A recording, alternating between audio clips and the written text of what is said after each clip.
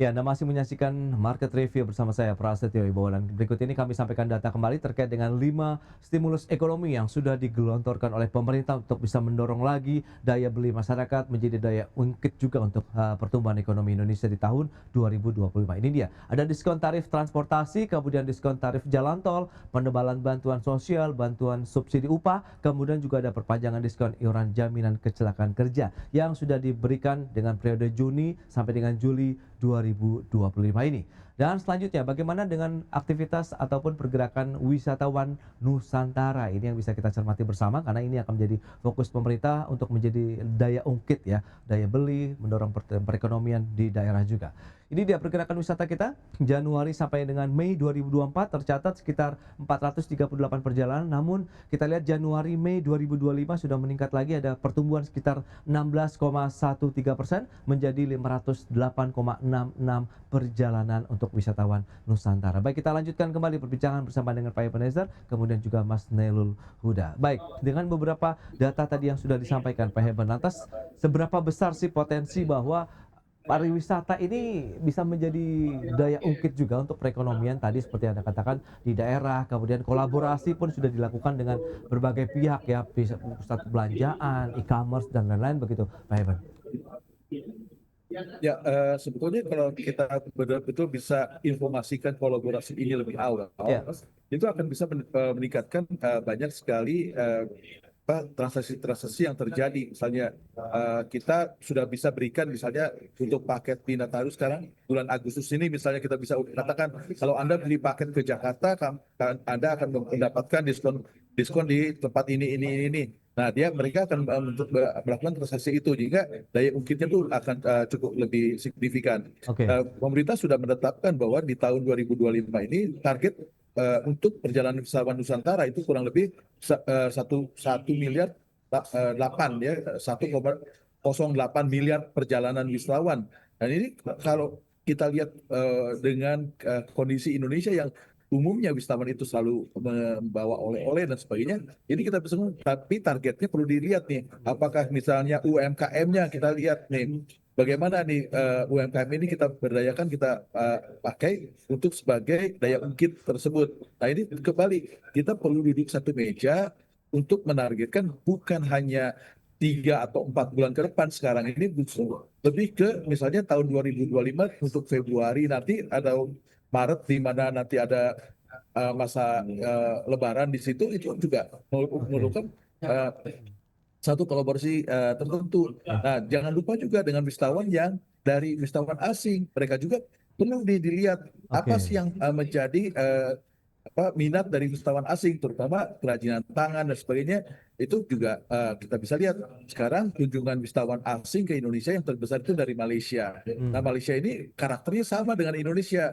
Oleh-oleh itu salah satu hal yang mereka beli, baik itu makanan maupun baju, fashion dan sebagainya. Bahkan perlengkapan rumah tangga juga mereka beli. Nah, ini yang perlu diamati, Mas. Ini kita perlu benar-benar secara rinci berkolaborasi. Baik. Memang sekarang ini banyaknya kita ketemu tuh cuman karena ada event baru kita ketemu lalu kita Hmm. ngobrol, tapi kita perlu nih merancangkan tahapan-tahapan secara lebih terinci gitu ya, terencana dengan baik. Baik, Pak Hebet. Nah, Mas Nailul, kalau Anda melihat potensi sektor, kalau kita bicara mengenai salah satu industri kan pariwisata nih yang digadang-gadang dengan memanfaatkan momentum Nataru tadi dengan upaya-upaya juga pemberian stimulus di sana, transportasi, kemudian pariwisata. Anda melihat seberapa besar kansnya begitu untuk bisa mendorong pertumbuhan ekonomi paling tidak sampai dengan akhir tahun ini? Ya, yang pertama, Mas Pras, kalau kita lihat pariwisata sebenarnya Hmm, kans paling besar itu setelah Lebaran ya, karena oke, setelah Lebaran itu banyak eh, istilahnya tuh hari libur panjang gitu kan. oke, Nah, tapi ketika memasuki triwulan 3 itu sudah jarang untuk libur panjang, triwulan 4 pun itu sangat jarang sekali ada di akhir tahun ya, di momen Nataru, dan itu kalau saya pribadi sebenarnya tidak mampu untuk mengukit pertumbuhan ekonomi hingga ke 5%. Karena pada dasarnya chance paling besar itu di triwulan 2 kalau kita mengukit dari sisi pariwisata. Nah, Oke. yang kedua adalah sebenarnya kalau kita lihat dari sisi pemerintah pun itu sudah memberikan stimulus dan program-program sebenarnya seperti ya belanja diskon ya kalau kita lihat beberapa waktunya lalu pemerintah menerbitkan program stimulus ada diskon dan sebagainya yang saya rasa itu pun belum mampu untuk bisa mengungkit daya beli masyarakat secara signifikan. Yang artinya ini apakah memang harus ada evaluasi terlebih dari sisi untuk program-program ataupun stimulus-stimulus yang dilakukan pemerintah saat ini, di mana memang menyasarnya bukan hal yang esensial. Nah, makanya ini yang saya rasa sebenarnya yang jadi pengungkit itu justru di BSU ataupun juga bantuan yang langsung kepada masyarakat kelas menengah ataupun masyarakat kelas miskin. Nah, BSU ini sebenarnya yang kita harapkan Mas Pras untuk bisa menjadi daya ungkit untuk pertumbuhan ekonomi karena menyasar langsung ke masyarakat dengan diberikan bantuan langsung berupa uang cash. Nah, sayangnya ini nggak tahu nih, nanti kita lihat di triwulan 2 apakah memang dia bisa mengungkit pertumbuhan ekonomi dan juga konsumsi rumah tangga. Tentu kita harus melihat data pertumbuhan ekonomi triwulan 2 yang kemungkinan itu akan disampaikan di bulan depan. Baik, tapi optimisme sendiri menurut Anda Mas Nailul bagaimana untuk 2025 ini? Dengan upaya-upaya stimulus tambahan seperti apakah yang mungkin diharapkan bisa lebih tepat begitu?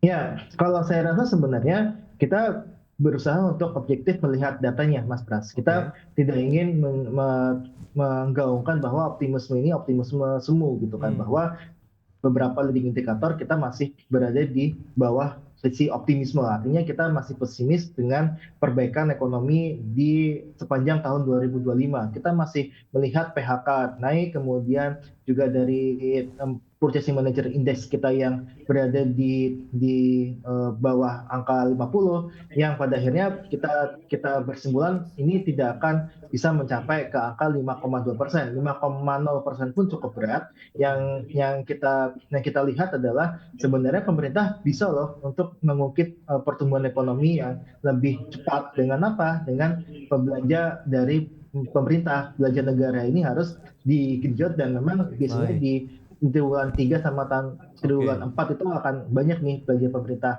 Nah, satu lagi Mas Pras sebenarnya yang kita harapkan adalah ada evaluasi dari efisiensi yang dilakukan oleh pemerintah yang di triwulan 1 sama triwulan 2 bahwa kita sebenarnya harus ada reefisiensi, artinya kita menggelontorkan uang lagi misalkan ke sektor hoteling dengan membolehkan untuk pedagang dalam negeri yang dia bisa mengukit hotel dan sebagainya yang ada di daerah. Nah, ini yang kita lihat sebenarnya bisa dijadikan oleh pemerintah sebagai daya ungkit untuk bisa memberikan stimulus bagi masyarakat. Itu dia solusi yang diharapkan semoga bisa segera terwujud begitu untuk meningkatkan belanja pemerintah terkait dengan efisiensi anggaran. Kalau bisa memang ada evaluasi desa untuk bisa meningkatkan lagi yang menjadi booster untuk pendorong belanja negara, belanja masyarakat juga. Baik, Pak Heban kemudian Mas Nailul, terima kasih banyak atas waktu sharing dan juga update yang sudah diberikan kepada pemirsa IDX Channel pada hari ini. Selamat melanjutkan aktivitas Anda kembali. Salam sehat, sampai berjumpa kembali. Mas Nailul, Pak Heban, terima kasih.